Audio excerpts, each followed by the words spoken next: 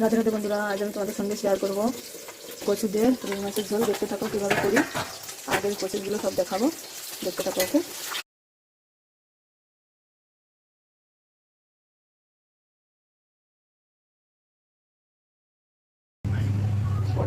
মাছটা ভেজে তুলে নিয়েছি। কচুটা নুন হলুদ জলে ডুবিয়ে রেখেছিলাম অনেকক্ষণ। আমি কিন্তু সিদ্ধ করে ফেলে দেয়নি, অনেকে সিদ্ধ করে জলটা ফেলে দেয়। আমি নুন হলুদের জলে ডুবিয়ে রেখেছিলাম অনেকক্ষণ, জলটা ঝরিয়ে নিয়েছি। একটা বড় সাইজের পেঁয়াজ কুচিয়ে রেখেছিলাম, কটা কাঁচা লঙ্কা, কিন্তু কচুতে একটু ঝাল লাগে, আমি শুকনো লঙ্কা লাল লঙ্কা পাউডার দেবো না, এই জন্য কাঁচা লঙ্কাটা একটু বেশি নিয়েছি। 2-3টে রসুনের খোয়া কুচিয়ে নিয়েছি। এবার ওই মাছ ভাজা তেলের মধ্যে আমি কচুটাকে সুন্দর করে ভেজে নেব।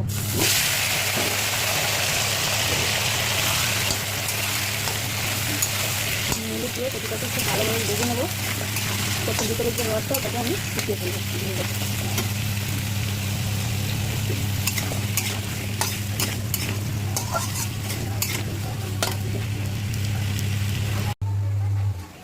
আমি এবার ভেজে তুলে নিচ্ছি। দেখো বন্ধুরা, এটা ভাজতে ভাজতে 70% হয়ে গেছে।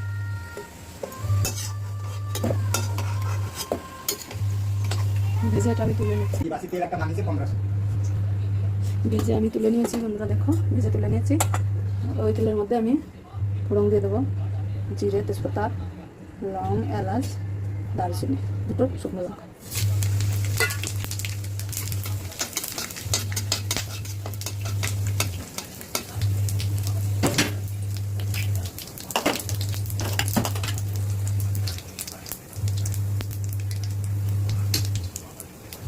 এবার আমি রসুন কুচিটা দিয়ে দেবো, পেঁয়াজ কুচিটা দিয়ে দেবো।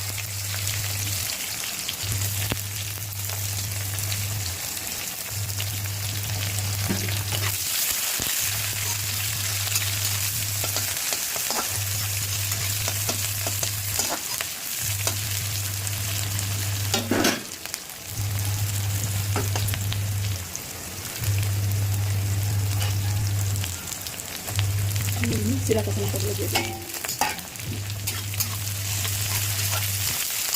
এবার এগুলোকে আমি লাল করে ভেজে তুলে নেব। দেখো আমি লাল করে ভেজে তুলে নিয়েছি। এটাকে আমি মিক্সিতে পিষে নেবো।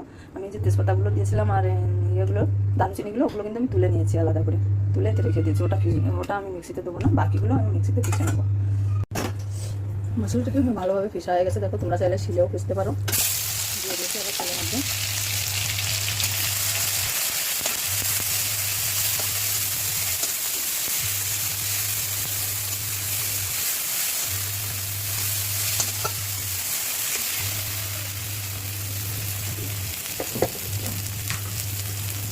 মধ্যে দেবো একটু ধনিয়া পাউডার, লবণ একটু কম দিচ্ছি, যেহেতু ওই কচু ভাজাতে আমার লবণ ছিল। হলদি পাউডার,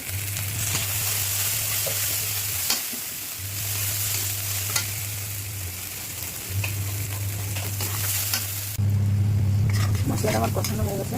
দেখো তেলটা ছেড়ে দিয়েছে। এবার আমি মধ্যে ভাজা কচুগুলো দিয়ে দেবো।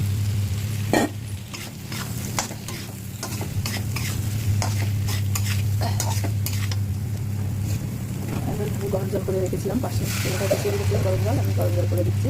রান্না করছি, গরম জলের ব্যবহারটা নাকি স্বাদটা একটু বাড়ায়।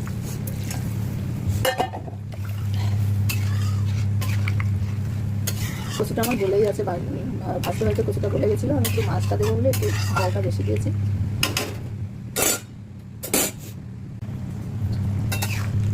এবার আমি মাছগুলো দিয়ে দেবো। দেখো হয়ে গেছে, একদম গলে গেছে। মাছটা একদম একদমই দেবো, তাই জন্য এখন দেবো। কচুগুলো দেখলে বুঝতে পারছো হয়ে গেছে একদম।